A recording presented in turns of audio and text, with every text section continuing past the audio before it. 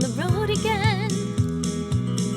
We can't wait to get on the road again.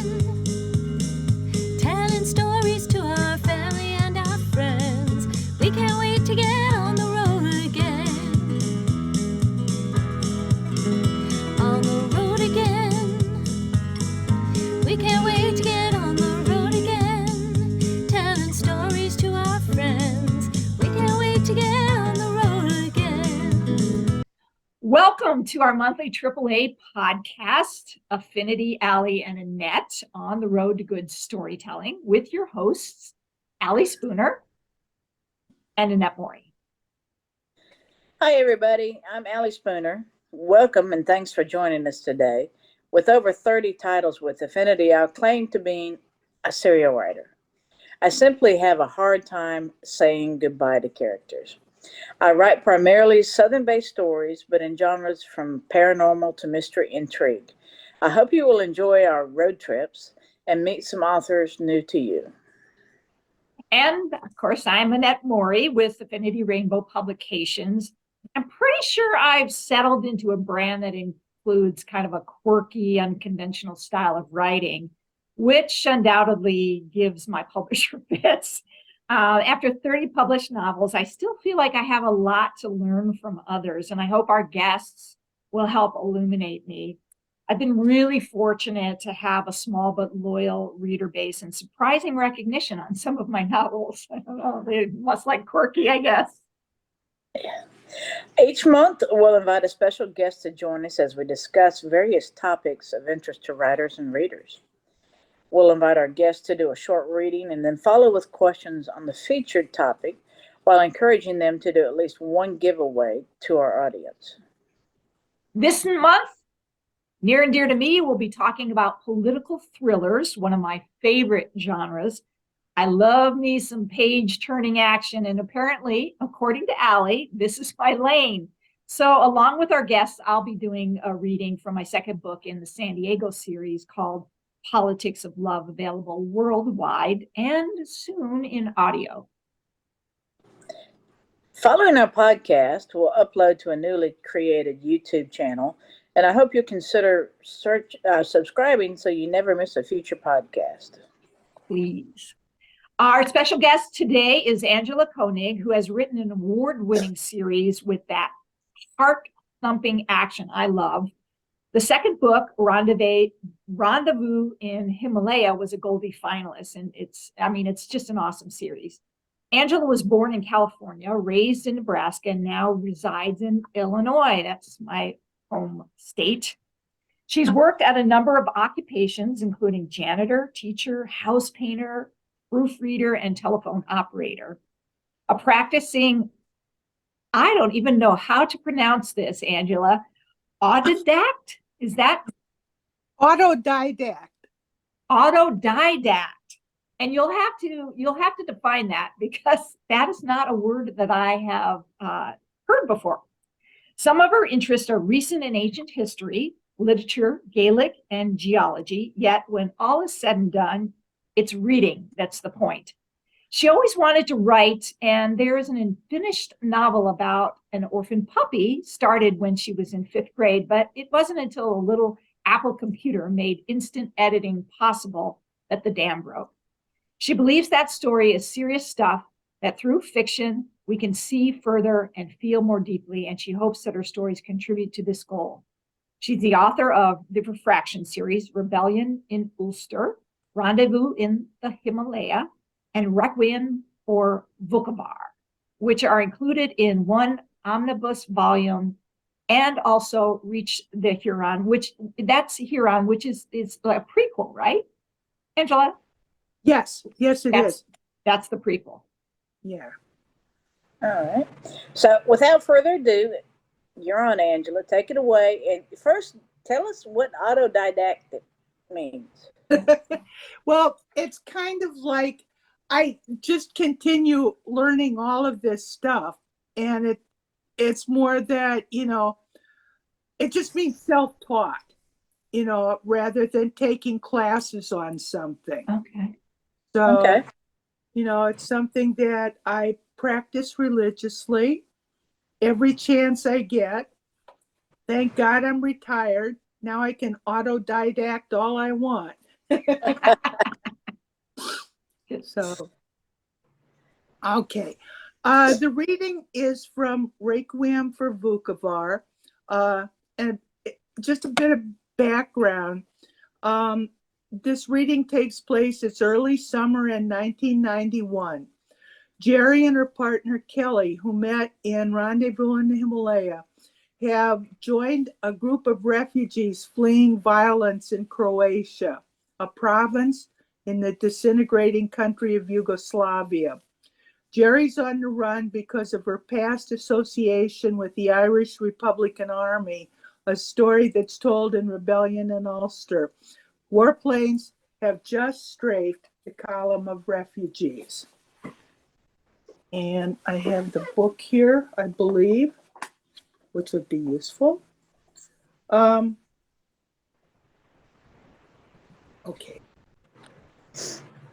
Jerry took several quick steps off the road and then paused to assess her next moves. She could see where some of the runners had stepped, marks that promised more or less safety if she just walked the same route. Not entirely. They might simply have stepped over a firing mechanism that would wait patiently for months or years before exploding. Jerry forced herself to focus down, to ignore the need to run to the crying child. She lowered herself to her hands and knees. There. She saw the green tripping mechanism of a mine as it protruded an inch or so above the ground. She looked around and selected a stone and then ripped the sleeve from her shirt. Again, she ripped until she had a strip of pale cloth to tie onto the stone. As she crept along on hands and knees, Jerry saw an old branch, dry and brittle, and she took it with her. She could tie pieces of her sleeve to small sticks from the branch. As she passed Voina, Jerry wanted to just sit back and cry. What had it all been for? She and Kelly might just as well have kept driving that day for all the good they'd done. They hadn't protected Voina at all. What had been the point? So she could see again what it looked like when a person she knew died? Christ, she'd never expected the bomb to go off as a bus full of people passed the car. The IRA always called in warnings. No one was supposed to have been killed by that bomb. Is that what the soldier thought who planted these landmines? They're not meant to hurt anyone, just scare people. Maybe if she just got up and started walking, this whole cycle of agony would end. It would be fitting to go in an explosion. Just stand up and walk. It would be all over and it would be finished for her. She'd get what she deserved. Kelly could go home and live a normal life. The world would get on with its perverse and bloody absurdities, and she could quit having to know about it. Don't be ridiculous, said a voice in her head. This isn't about you. It's about that child out there. The voice was familiar. Don't be ridiculous. Arcadia O'Malley would never have said those words to Jerry. But more than anything, Jerry never wanted that woman to think she was ridiculous. Jerry sighted along the ground. She saw another tripping mechanism and she marked it carefully, moved on. It's a terrible error of the age, Arcadia O'Malley had once said. A terrible error to think that we're each separate and single. Individualism denies the links we have to one another, the connections of our souls and the needs of our hearts. We belong to one another, so don't ever be so absurd as to think what you do is nobody else's business. Jerry heard the words in accented Irish English. The prisoner who had learned how to be truly free, the woman with steel gray hair and the piercing eyes of a hawk, had awakened Jerry to remembering that she herself had a soul. A bird chirped, a piece of life returning to the broken landscape. Jerry's hand, moving lightly at ground level, encountered a tripping mechanism that was almost completely covered by dirt. Jesus, she could have missed that one so easily. She marked it and moved on. She owed Raffi. She'd made promises to Kelly. If she died here due to carelessness, it would be an act of despair, surrender, and she could not surrender yet. Jerry reached the child, a girl of 2 or 3. Her mother lay crumpled a few feet away. The child seemed to be in shock, her sobs monotonous and repetitive, but there was no sign of any wounds. Carefully, Jerry sat back and drew the youngster into her lap, soothing her with nonsense sounds and gentle petting. The sobs didn't cease, but they grew a little quieter. Most likely, the explosion had terrified the child, maybe even temporarily deafened her. Jerry sighted her route back and then stood. She'd marked safe steps with shallow indentations as she crawled out. Now she walked back, carrying the child, following her own marked path. It was as if everyone on the road released a collective sigh when Jerry reached safety. Without thinking about it, she handed the child to Mrs. Susick. Then she turned to Kelly and received an embrace so strong she thought she might have bruised ribs before it was over. Oh, Jerry, baby, I was so scared. Oh, thank you for coming back. I couldn't bear losing you, not now, not ever. That was a great reading. Thank you. I'm going to jump into not quite the middle of the book, but it's a little further into the book because I want to give a reading that shows both characters. So there's 2 main characters. There's Governor Sandra Murphy, who is the president. She's going to be a presidential candidate, the favored Democratic presidential candidate. And then Winter Holmes, who starts out being kind of a foe. She's a bit of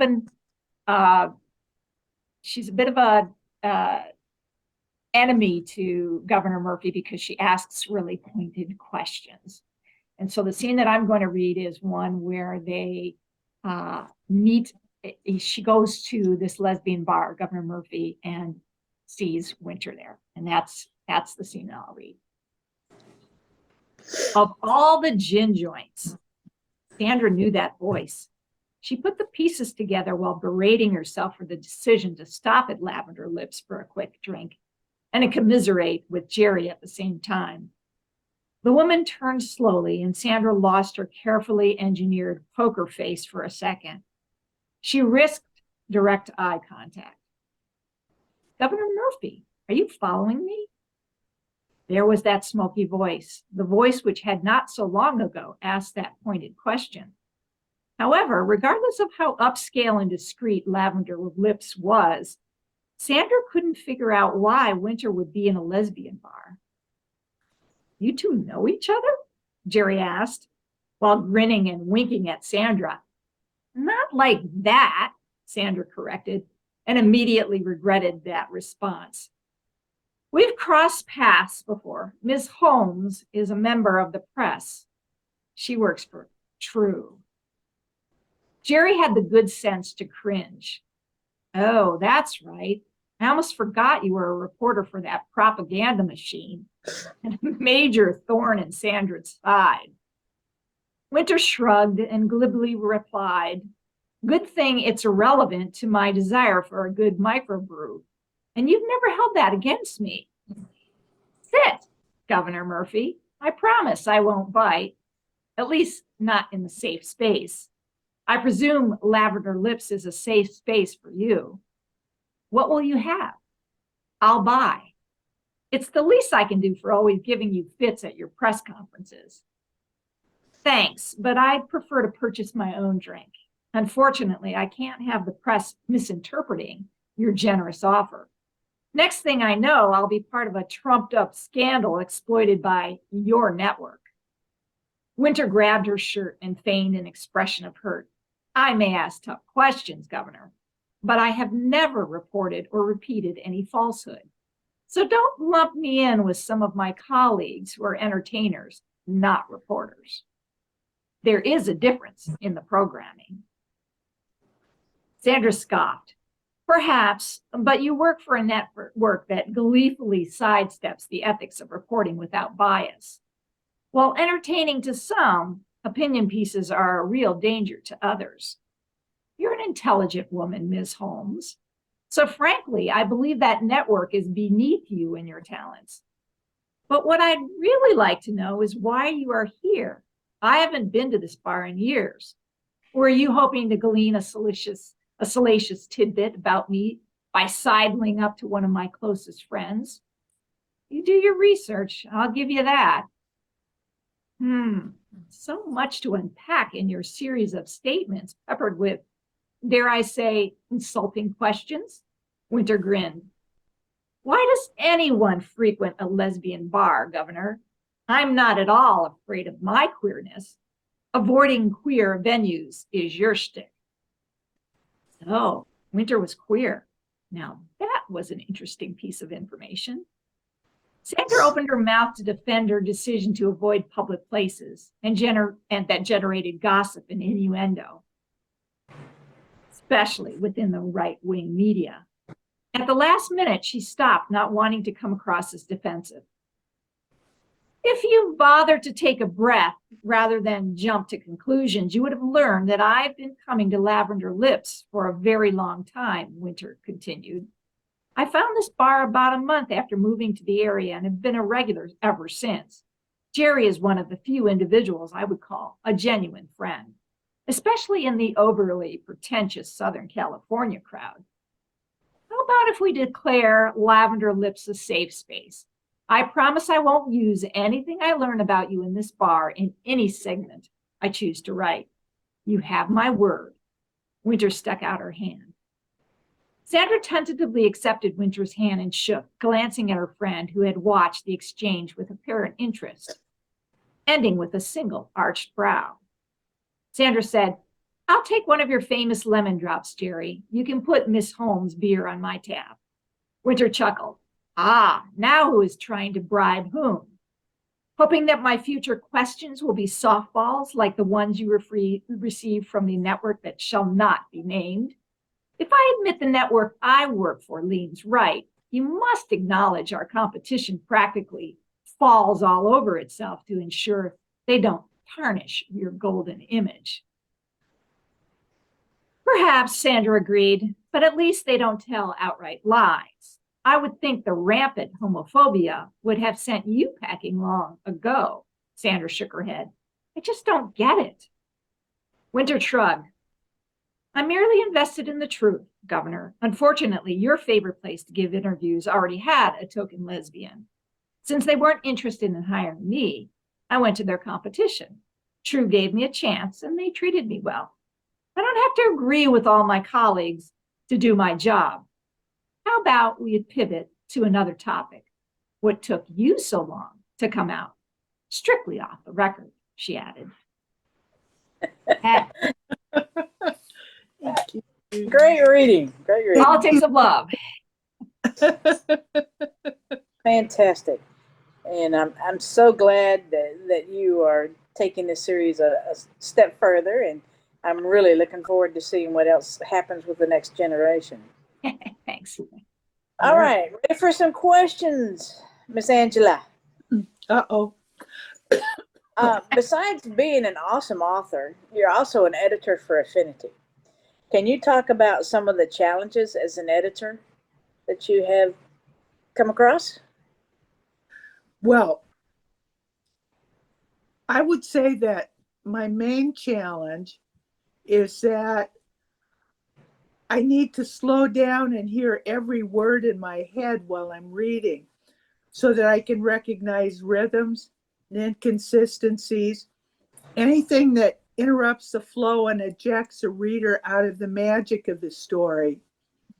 And along with that, I love how language works. I like grammar and the histories of words. And I want to say that I do not think that it's my job at all to change the story that the authors tell. You know, I'm looking to facilitate how the story works.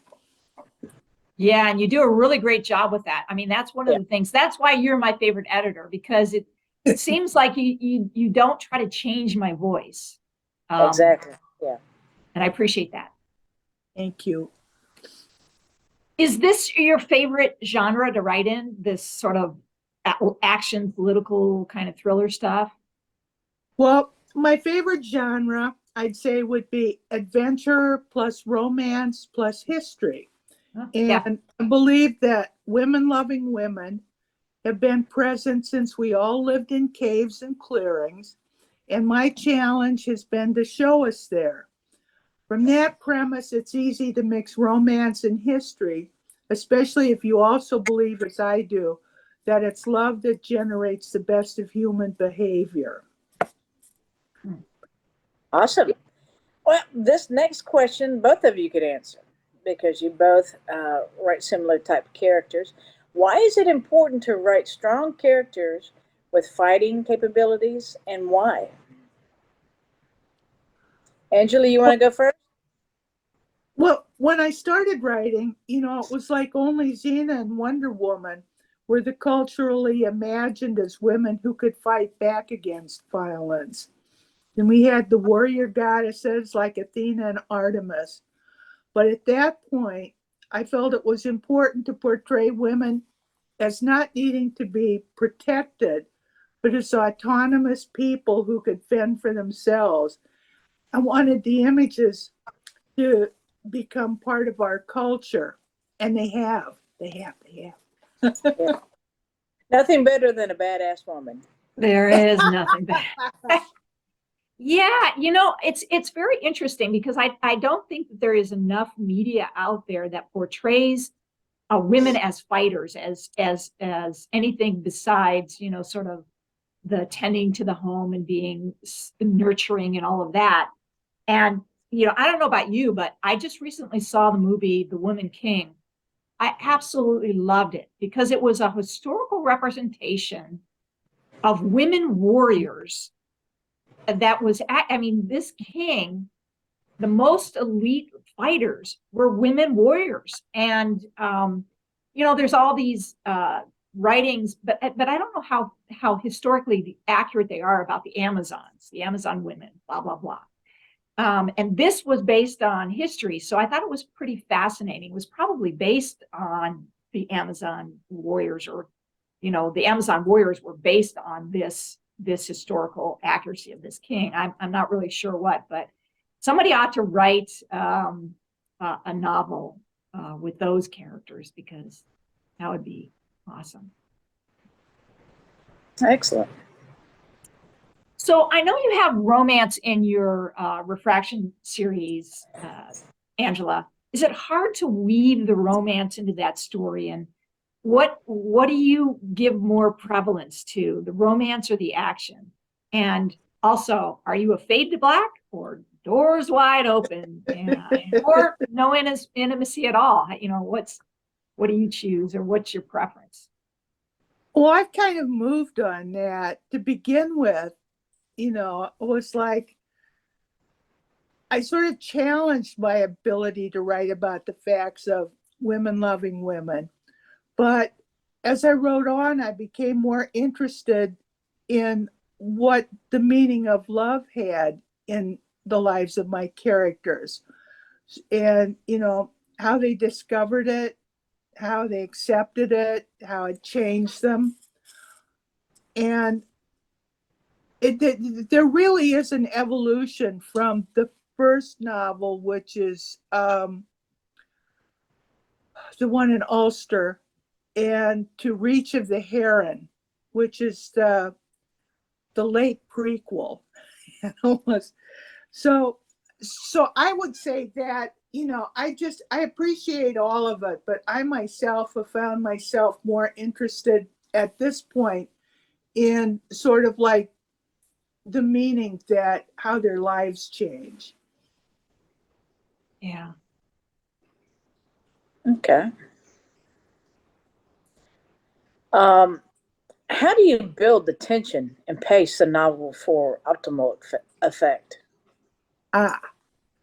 Well, I usually have an idea of where I want the story to go. Not always, but I have sort of an outline like driving. And so it's kind of like getting from one rest stop to the next. So, I think there's a lot of just, what's the word I want? It's rather intuitive about, when you do narrative, and then when you stop and have some sort of action going on. So that's about all I can say for that. Okay. Are you I'm curious because that's something that I find really hard, how to sort of keep that tension or build it and have that arc. And then, because sometimes I think I peak too soon and then I have to have another arc or whatever. So I'm not sure I do that quite well. And sometimes I get painted into a corner and I have to have Emily help me out of that. So are you a planner and plotter, or are you a pantster? Or a combination? It's a combination. There are. I'm sorry, I just got distracted trying to think about how I got Jerry from Ireland over to Yugoslavia back, and was like, how did I do that? It's just sort of intuitive, when you've been doing a bunch of description and you think, an audience needs something to pull them back in. I need something to pull them back in. And so, it's kind of like you sort of have a feeling for when you've been just talking too much and you need to get them, some sort of action going. Okay.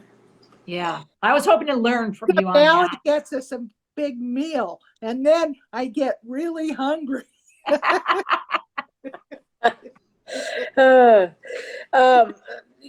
and I are both big research hounds. How much research do you do for a story? Do you include historical, political events, or contemporary ones? I find that that's the best part of doing research. It's the fun, because it's the best excuse I've ever had for reading a lot. To understand where Jerry came from, I read so much about Southie in Boston that I could probably draw a street map, because even though I've never been there. And whoever said, write what you know about, should have said, write what you want to know more about. Look, Right. Just can I do an aside? Absolutely. Okay. It was like when I started out, the Vukovar part of the novel, I sort of had a feeling that Jerry and Kelly were going to be, they were going to end up in Yugoslavia, and there would be something about Nazi gold that they discovered. So I read a bit about what was going on in Yugoslavia. And a couple years later, after finding out what the whole political system was doing there, the history of the region, why it was breaking up, it was like I learned so much from doing research. That's the fun of it for me. Right. It is. Yeah. Yeah. They never found any gold either. Yeah, it's funny you say that, because I'm a real big History Channel buff. And recently they've had several shows about the Nazi gold. And it's just like, it seems like when you're doing research, sometimes, ironically, stuff just pops up on the TV or on the internet. This like, wow, I can weave this into a story. Yeah. Yes. Yeah. That would be an interesting story. You should do one on that, on the Nazi gold, Allie. That'd be an interesting story. It would be. It would be. Yeah. What's next on the horizon for you? You haven't written something in a long time. So you got anything in the works that you want to tell us about? Well, there's a story about this little lost puppy that never got finished. I've not been able to get into writing for a while. I'm not sure what happened. I keep waiting for it to come back, but I've got my fingers crossed. But thank you for asking. Yeah, I mean, I really would like to see something new from you. So hopefully, Absolutely. poke, prod. You'll think about that. Not that we want to lose you as our editor. So if it means we're going to lose you as our editor, I'm not sure what to say. We promise to be cleaner so you don't spend so much time editing and you can do writing. Oh, you guys, thank you very much. That would take away a lot of joy that I get from my work, to lose either one of you. But thank you. And I know I always look forward to that last comment that you put on a story that you've edited, and it's motivating. Keep us going. That you've appreciated and enjoyed the story, and it's like, Yeah, yes, it is. It's very nice, and not all editors do that. Nor I also really like sometimes when you'll put a comment in and say, oh, this is a particularly good sentence, or this is or you laughed at this, or whatever what it is. That right. It is, like Allie said, it really helps us stay motivated. Yeah. Okay, so in closing, don't forget to check out our YouTube channel and subscribe. Next month, we'll be discussing Southern heritage with our special guest, McGee Matthews. And also, Allie's going to do a reading too, because Allie does Southern like McGee. No one does it better than Allie. She definitely does it. Absolutely. Any final comments that you want to share for us before we end? I just want to say that, thank you to both of you for, just keeping, good lesbian novels available for all of us. Yeah. Allie's much more prolific in her writing than me, but I'm like the little engine that could. Hey, you've caught up with me, girl. You have been on a streak. Right. Okay.